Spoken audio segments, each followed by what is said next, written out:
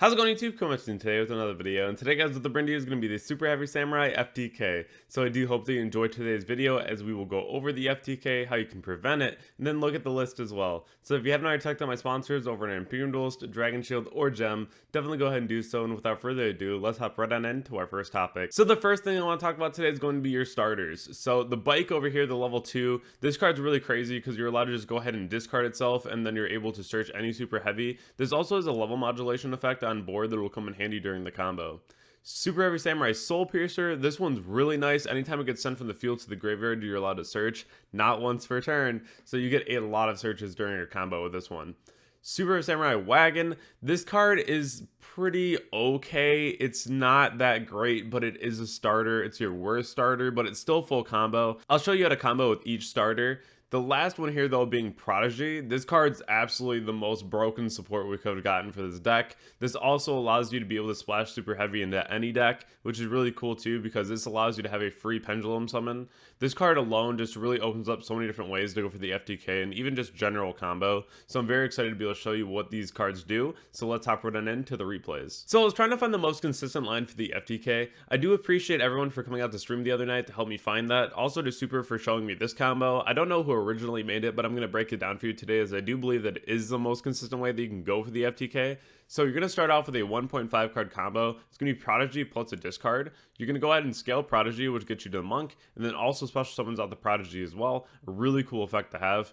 The Super Heavy Samurai Monk Warrior is going to allow you to get to a Super Heavy Samurai Soul. So now you can go for Soul Piercer. This card's really crazy because you can go for the Link 1 here and then get a free search. Because again, when Soul Piercer goes to the grave, you get a search for any Super Heavy. So now you can go for the Peacemaker, which is a really big piece for the combo in this deck. You're going to go ahead here and use the Link 1 effect to go ahead and pitch one from your hand, and then special summon to a zone it points to.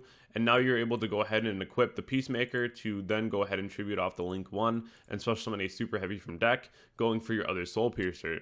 Now you use both Soul Piercers to go into Ballista. So you'll be able to add twice and use Ballista's effect. So you're going to add 2 Bike, and then you're going to be able to add the Gearbox, which then Gearbox effect will allow you to go ahead and add the Coral. So now you have the ability to have a Pendulum summon, go for the Beyond the Pendulum, and now you're going to be able to add DDD Maxwell. So this is the card that's really going to be able to enable the FTK here. You're going to go ahead now and go Pendulum Summon for 4.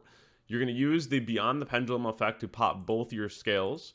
And so now you can go ahead and get rid of the Ancient Gearbox and Beyond the Pendulum and summon out the Awakening of the Possessed. This card's really cool. When this card's special summoned by its effect, you can go ahead and special summon one level 4 or lower monster from your graveyard, but negate its effects. That never really mattered, because if we get rid of the Soul Piercer, you know, we just get another search anyway.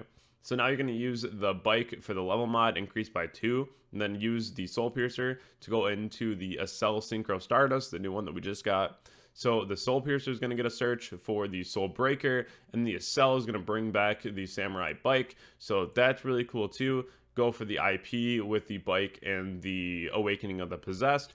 Using the Bike and the Accel now to go into Baron.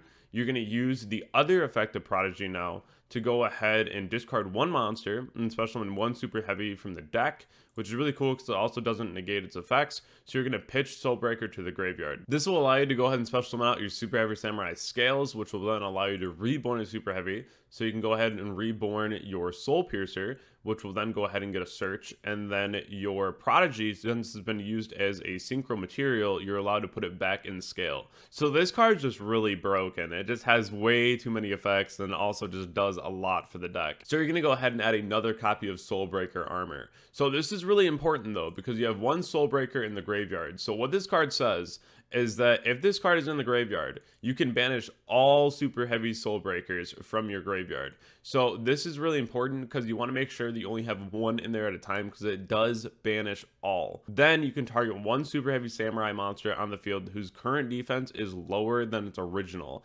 Inflict damage to your opponent equal to the difference between the current and the original.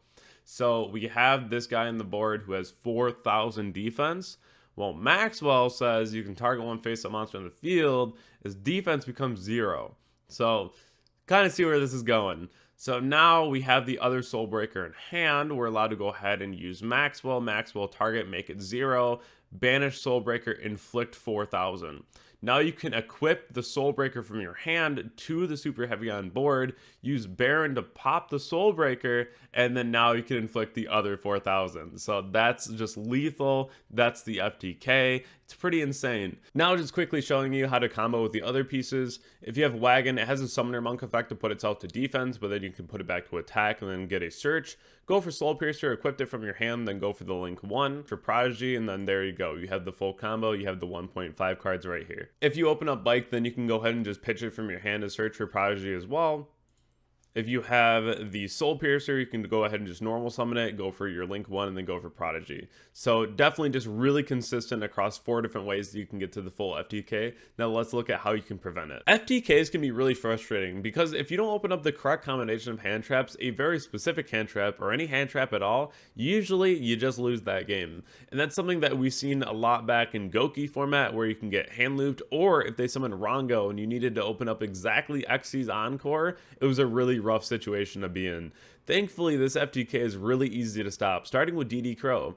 Usually a lot of the FTK end boards are going to be specifically just going for the FTK, so a lot of resources are spent going for the FTK, so the end boards can't really be that great if you prevent them from FTKing. So DD Crow on a Soul Breaker is really important because all of the lists that I've seen only play 2. 3 is just not really common at all. So if you go ahead and DD Crow 1, then they're only able to burn you for 4,000, and their end board might not be that good going back into your 5 cards in your hand, especially if you're in a position where in games 2 or 3 and you're already sided, so now you have cards to go ahead and deal with the end board. That's going to be pretty huge too. So this is something that you really want to think about, holding DD Crow for a Soul Breaker. You can also early on DD Crow a Soul Piercer, but that really depends on how good their hand is, right? They could have more in the hand or like other crazy extenders, but at the same time, DD Crow on a Soul Breaker is going to be a surefire way to go ahead and make sure this FTK gets stopped. The other way is, of course, just going to be playing Droll. Droll is just the showstopper when it comes to FTKs, even Dark World. This card's fantastic, and when it's really good, it's just a god card. Let's be real. This is a card that a lot of people have called for to be on the ban list before, because in a format where it's really good, it's insane. And this is a card that will definitely still be there in many formats to come, but Droll Knockbird is the #1 way that you can shut down most FTKs, including this one too. Now to go ahead and take a look at the list, this is actually really cool because you have so many different utility spots in this deck. We have a lot of hand traps in here: Ash, Nibiru, Droll, Gamma, Veiler. These are all very meta dependent. In next format, there'll be Bistals and probably the Chaos Monsters in the extra deck because those are really good. We'd also see Archfiend Eccentric in the main deck. This is really cool because it gives you a back row destruction, then also a monster destruction if you need. This card's really good in the sense that you can also just go ahead and have an additional monster to pendulum summon to the board during your combo. Is really cool as well. So it's just another extender as well as an additional pop. In the sideboard, we have cards like Denko, because again, you can't run spells and traps, so you need ways to go ahead and play against the back row decks. Pankratops is always going to be one of the craziest cards you can run in situations like this. You also have Fenrir. I'm not a huge fan of Fenrir, honestly, in this, but I do like Pankratops a lot. Game to Seal to go ahead and deal with problematic situations, same with Lava Golem. You have Regulus, which can go ahead and attach a Soul Piercer from the graveyard, which again, when it gets sent, you can go ahead and get another search too. So also it's just a negation in general, so definitely a card you can consider running. Trap Eater to deal with floodgates, and then you also have Sorry Ravis to prevent targeting. That's a little copium, but at the same time, I think it's a really cool card, and usually it's only going to be in those really like high stakes combo decks or like FTKs, right, that you really want to go off. But the only line to play that you'd really need that for is like the Wagon line, because Wagon is the only one here that's like really susceptible to Veiler Imperm. So that's where Sorry Raves can be a bit better, but it's still going to be one of those cards that's kind of hit or miss. As far as the extra deck goes, Acel Stardust, that card's really broken. Baron, of course. You have cards like Savage that you could run if you really want to go for like a different end board than the FTK, because if you're going second, then you really want to side out the FTK. It's only a couple cards, so it's going to be the Soul Breakers and the Maxwell. But other than that, you have cards like Clifford Genius, which will allow you to go ahead and search for Regulus, which is really cool too. Beyond the Pendulum is just a really nice card, again, because you have the double destruction effect as well.